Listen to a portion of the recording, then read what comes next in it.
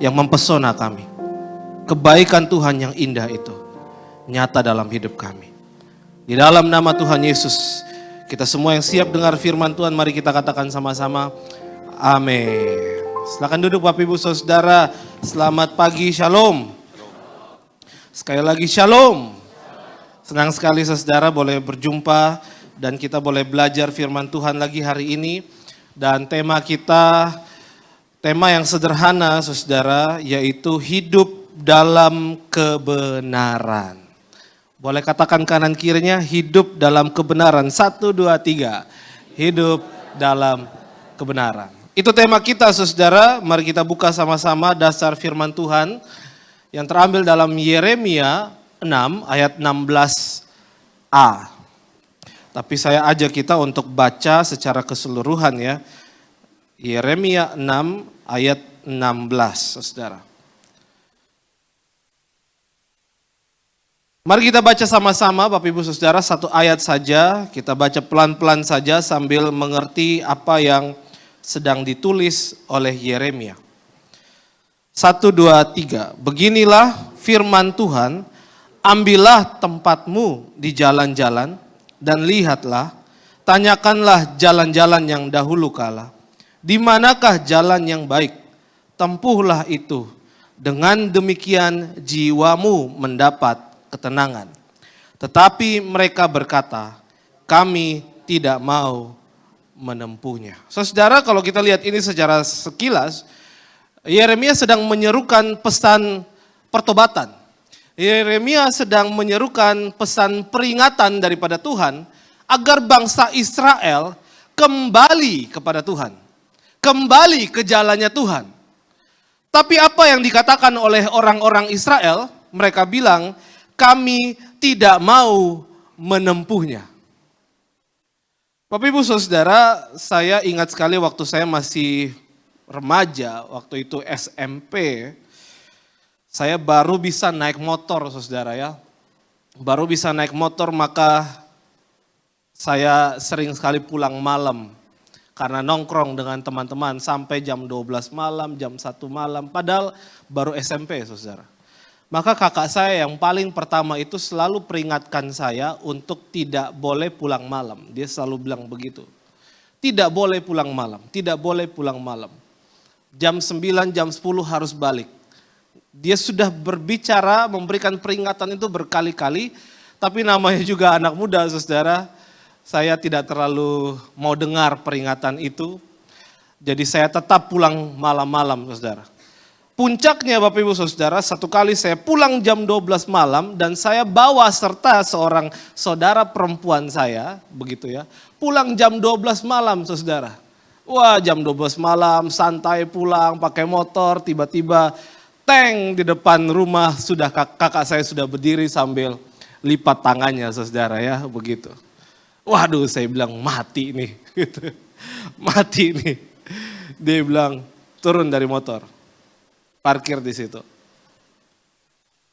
Saya bilang, aduh minta maaf ini tadi ada gini-gini, enggak usah ngomong. Dia keluarin ikat pinggangnya saudara. Terus dia bilang, berdiri satu kaki, pegang telinga. Gini saudara ya. Sambil dia mulai mainkan ikat pinggangnya saudara ya. Tas, wah saudara. Pengalaman itu tidak saya lupa saudara. Pengalaman itu tidak saya lupa. Dia bilang ini hukuman. Saya sudah peringatkan kamu berkali-kali. Kamu tidak mau dengar. Maka saya harus mendisiplinkan kamu. Wow saudara, sejak saat itu saya gak berani lagi pulang malam saudara. Cukup satu kali saudara. Nah Bapak Ibu Saudara, tapi waktu mengenang hal itu saya belajar sesuatu. Kakak saya itu gak jahat. Dia mendisiplinkan saya supaya saya benar, saudara. Dia mengajar saya supaya saya kembali ke jalan yang benar. Dia memperingatkan saya dan ketika peringatan itu tidak didengar, dia harus disiplin saya. Supaya saya kembali ke rule yang benar. Ke jalan yang benar, saudara. Nah Bapak Ibu Saudara, kadang Tuhan juga dalam kasih-Nya yang besar atas kita, Dia mendisiplinkan anak-anaknya supaya melalui hukuman, ketaatan dan takut akan Tuhan itu muncul. Disiplin Tuhan, disiplin Allah itu bukan karena dia jahat, tapi karena dia menyayangi umatnya. Saudara, di zaman Yeremia, bangsa Israel begitu jahat, begitu bobrok moralnya, begitu jauh daripada Tuhan, saudara. Matthew Henry, seorang dari penafsir Alkitab, menuliskan 3 dosa bangsa Israel di zaman Yeremia. Yang pertama adalah mereka sama sekali tidak suka mendengar kesalahan-kesalahan mereka diberitahukan. Maka kalau kita baca ayat 10 di sana jelas sekali Yeremia berkata begini, kepada siapakah aku harus berbicara dan bersaksi supaya mereka mau memperhatikan? Sungguh telinga mereka tidak bersunat, mereka tidak dapat mendengar, sungguh firman Tuhan menjadi cemoohan bagi mereka, mereka tidak menyukainya. Di zaman itu saudara, kebenaran diberitakan, firman Tuhan disuarakan dari para nabi, tapi orang-orang tidak mau mendengar. Mendengar tapi mereka tidak peduli. Sampai kemudian Matthew Henry menulis begini saudara. Seolah-olah ada kulit tebal yang tumbuh di atas alat pendengaran mereka. Sehingga hal-hal yang ilahi yang diperkatakan kepada mereka sama saja seperti ditujukan kepada batu. Ini keras banget saudara. Mereka benar-benar tidak pengen dengar firman Tuhan. Orang kasih tahu yang benar mereka tidak peduli. Kayak ngomong dengan batu Bapak Ibu Saudara. Mereka nggak mau dengar itu. Mereka nggak peduli sama sekali Bapak Ibu Saudara. Hati mereka begitu keras. Seolah-olah pendengaran mereka itu tertutup dan tidak mau dengar. Saudara, keadaan kayak begini menurut saya tidak jauh berbeda dengan hari ini. Banyak orang juga hatinya keras. Telinganya keras. Seperti ngomong dengan batu, saudara. Kalau hal-hal yang menyenangkan mereka mau dengar. Tapi ketika itu menegur mereka, memperingatkan mereka, mereka menjadi batu. Seolah-olah ada yang menutup telinga mereka. Mereka nggak mau dengar. Saudara, peringatan Tuhan itu sama kayak sign atau tanda di jalanan, saudara, yang mengarahkan atau memberitahuan kita tentang bahaya. Firman Tuhan, saudara, ini adalah sign, ada tanda, adalah peringatan, adalah suara Allah, supaya kita itu tidak jalan salah. Bapak Ibu Saudara, bayangkan kalau Anda berkendara di tengah jalan, tidak memperhatikan tanda-tanda rambu-rambu yang ada, pasti akan kacau. Begitu juga dengan firman Tuhan, ini adalah sign dari Allah, peringatan dan perintah dari Allah supaya kita tidak salah arah Bapak Ibu. Maka jangan abaikan peringatan Tuhan. Jangan abaikan teguran-teguran Tuhan. Yang ngerti boleh bilang amin. Saudara, jangan sampai kita menjadi tebal telinganya. Sehingga kita tidak mau lagi mendengar firman Tuhan dikatakan. Boleh senggol kanan kirinya bilang, yuk taat firman Tuhan. Amin. Yang kedua, dosa bangsa Israel pada zaman itu, mereka giat mengejar dunia ini dan sepenuhnya hanyut oleh cinta akan dunia ini, kata Matthew Henry. Ayat 13 kita baca saudara, sesungguhnya dari yang kecil sampai yang besar di antara mereka, semuanya mengejar untung. Banyak nabi maupun imam, semuanya melakukan itu. Saudara, orang-orang di zaman itu begitu haus akan hasrat dunia, kenikmatan dunia, sehingga mereka melupakan Tuhan. Bukan hanya orang-orang yang ada di luar daripada bait suci, bait Allah, tetapi juga orang-orang yang ada di dalam bait Allah itu dikatakan banyak nabi maupun imam, semuanya melakukan itu. Tergila-gila dengan dunia ini, tergila-gila dengan cinta akan dunia ini, saudara. Sehingga yang terjadi adalah mereka tahu Tuhan ada, tapi mereka nggak peduli. Mereka tahu Tuhan ada, mereka nggak peduli. Saudara, saya pernah punya pengalaman yang agak pahit begitu ya. Sudah lama sekali. Pernah besuk orang, saudara, bukan jemaat GKJ Season City. Jemaat kita baik-baik semua, amin. Pernah besuk, saudara, orang itu memang Tuhan lagi berkati hidupnya luar biasa. Tapi dia lupa sama Tuhan. Gak datang gereja, gak datang ibadah. Puncaknya yang pahit itu saudara ketika dibesuk. Dia bilang begini Bapak Ibu Saudara. Saya datang ke gereja, gak datang ke gereja, hidup saya tetap diberkati kok. Ngeri banget saudara. Waktu saya dengar itu saudara, saya takut setengah mati. Saya bilang, Pak kalau bisa cabut perkataan itu mengerikan. Saya datang gereja, gak datang gereja, tetap hidup saya baik kok. Apa kurangnya? Pekerjaan saya tetap baik, hidup saya tetap baik, penghasilan saya tetap baik.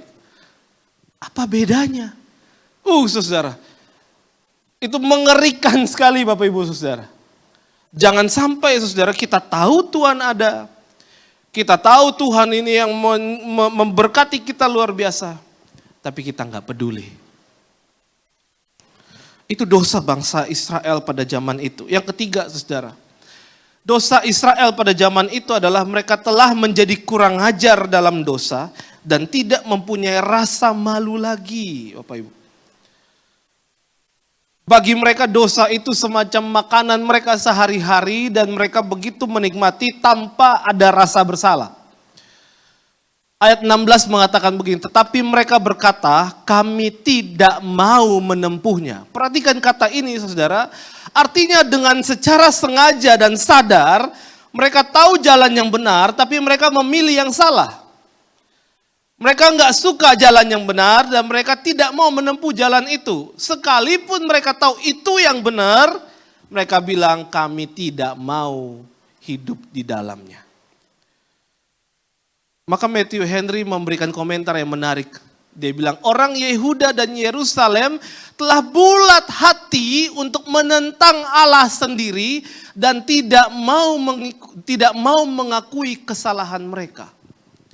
Mereka dengan bulat hati artinya saudara, mereka sungguh-sungguh mengambil langkah melawan jalan Tuhan. Ini 3 dosa yang sangat berat Bapak Ibu Saudara. Mereka tahu yang salah, mereka tetap melakukannya. Mereka tahu yang benar, mereka tidak mau menempuhnya. Maka benar apa yang pernah dikatakan oleh Agustin.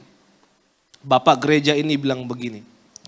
Jika orang melakukan dosa tanpa penyesalan, makin lama dia akan menyatu dengan dosa itu dan makin jauh dari Allah. Makin susah dia untuk kembali. Saudara, waktu kita jatuh ke dalam satu dosa ya, akan terjadi yang nama siklusnya begini. Waktu kita jatuh dalam dosa, kita nyesal, aduh Tuhan kenapa aku melakukan ini, begitu. Lalu kita berdoa sama Tuhan, Tuhan ampuni saya. Setelah kita berdoa, menyesali, mengakui dosa kita, kita masuk ke satu lagi, kita berkomitmen Tuhan, aku mau komitmen untuk bisa setia sama Tuhan. Tapi ternyata yang terjadi kita jatuh lagi di dosa yang sama. Berkali-kali jatuh di dosa yang sama saudara, kita mulai malu mengakui dosa kita di hadapan Tuhan. Kita menyesal dan kita bilang Tuhan, aku tahu ini dosa tapi aku udah gak berani berjanji lagi untuk tidak mengulanginya. Takut nanti aku ulang lagi dosa ini. Tuhan ampuni aku. Gak berani berkomitmen lagi saudara. Tapi yang terjadi apa? Jatuh lagi dalam dosa. Habis jatuh dalam dosa saudara, berani gak diakui dosa lagi? Udah malu saudara. Berkali-kali jatuh di dosa itu, dia bilang Tuhan, aku tahu aku berdosa tapi gimana ya Tuhan? Aduh bingung Tuhan. Tapi dia jatuh lagi ke dalam dosa saudara. Berkali-kali jatuh di dalam dosa, dia mulai berpikir untuk menyerah dengan dirinya. Berani gak dia berdoa? Waduh, udah gak berani saudara. Maka pada akhirnya dalam siklus itu saudara, satu kali kelak orang akan bilang begini, Tuhan, inilah hidupku apa adanya. Ini yang dikatakan oleh Agustinus. Orang yang melakukan dosa tanpa penyesalan, makin lama dia menyatu dengan dosa itu, makin jauh dari Allah, makin susah dia kembali. Itu yang terjadi pada Yehuda dan Yerusalem. Yang akhirnya Tuhan harus disiplin mereka karena tidak dengar peringatan Tuhan. Pada tahun 721 sebelum Masehi, Tuhan izinkan Asyur, kerajaan yang besar, menjajah Israel, menghukum mereka, menindas mereka. Tapi setelah itu saudara, dilanjutkan lagi dengan kerajaan Babel 586 sebelum Masehi.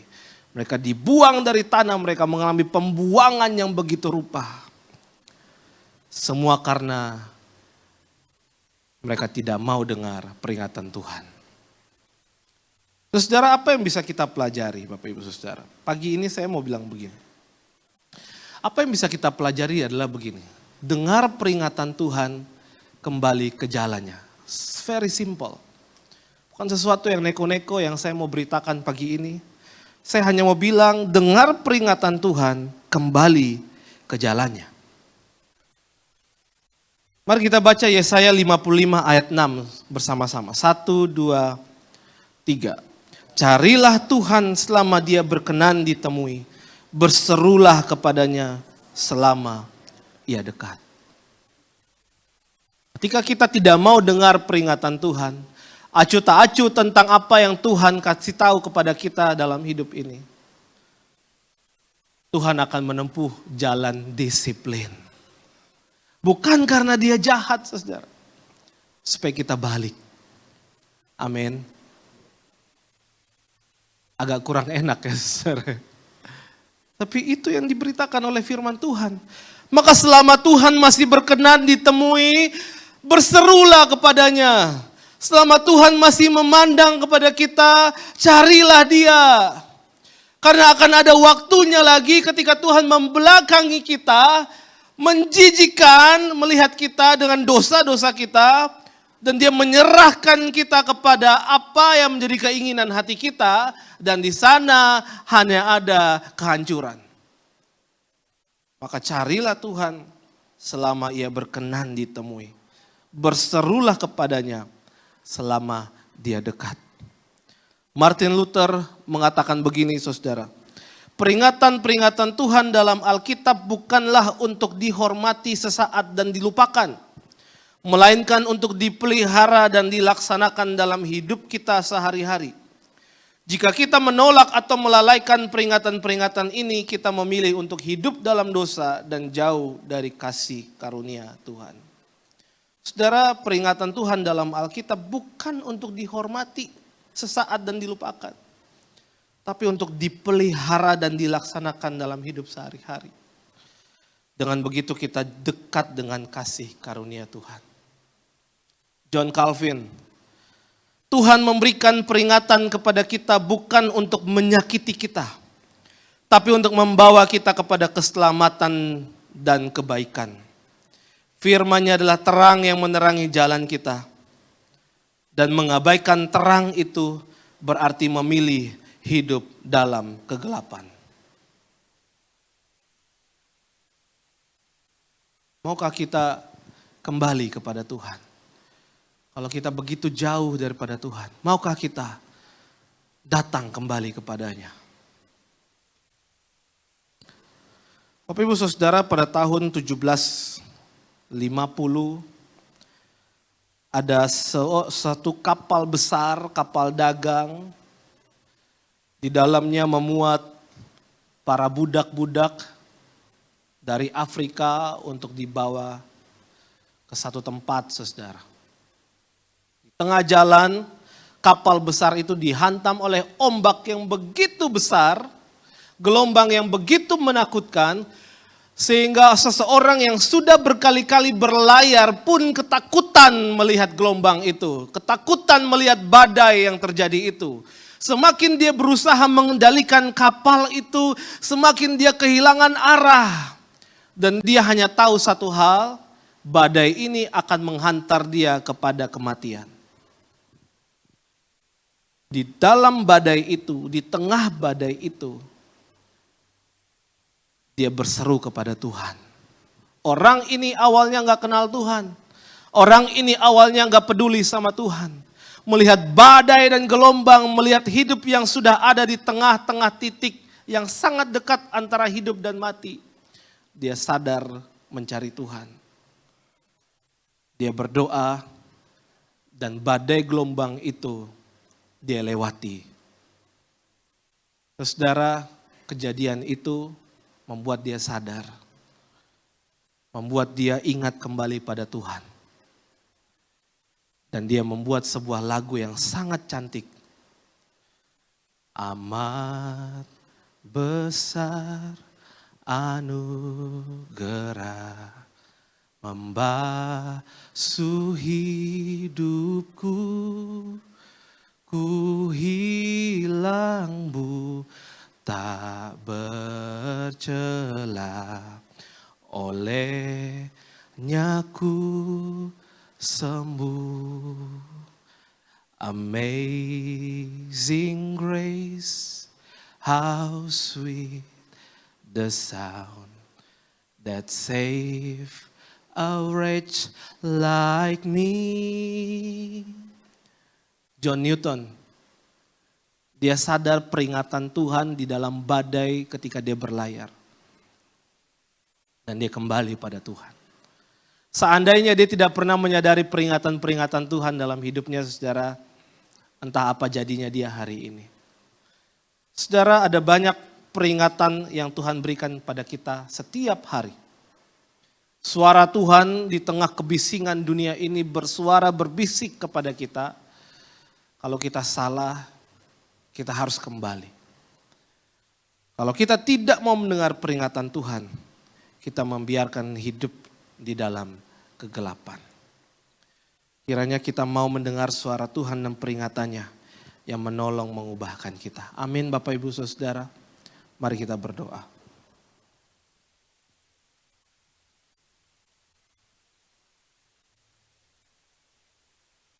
Tuhan, kami bersyukur untuk firman Tuhan pagi hari ini. Mungkin bukan khotbah yang kami cari hari ini. Kami pengen dengar yang lebih enak tentang berkat, tentang sukacita, tentang kebahagiaan. Tapi malah ini yang kami dengar ya Tuhan. Tapi kami percaya bahwa tidak ada yang salah ketika firman Tuhan diberitakan. Firman itu tidak akan kembali dengan sia-sia. Kami percaya ada maksud Tuhan di dalam lembut, di dalam keras, di dalam teguran, di dalam penghiburan. Tuhan, tolong kami, biarlah kami belajar untuk mendengar suara Tuhan. Peringatan-peringatan Tuhan di dalam hidup kami. Sehingga kami boleh bertumbuh semakin hari, semakin dekat dengan Tuhan. Hamba-Mu sudah selesai berbicara, tolong juga hamba-Mu untuk tetap jalan di dalam jalan-Mu Tuhan. Dan kiranya kami semua ya Tuhan boleh datang dengan hati kami. Boleh datang dengan hati yang penuh dengan rasa syukur. Karena kami boleh terima kebenaran-Mu di pagi hari ini. Terima kasih Tuhan Yesus, ini doa kami. Di dalam nama-Mu yang kudus kami berdoa. Mari kita katakan sama-sama. Amin. Tuhan berkati kita sekalian.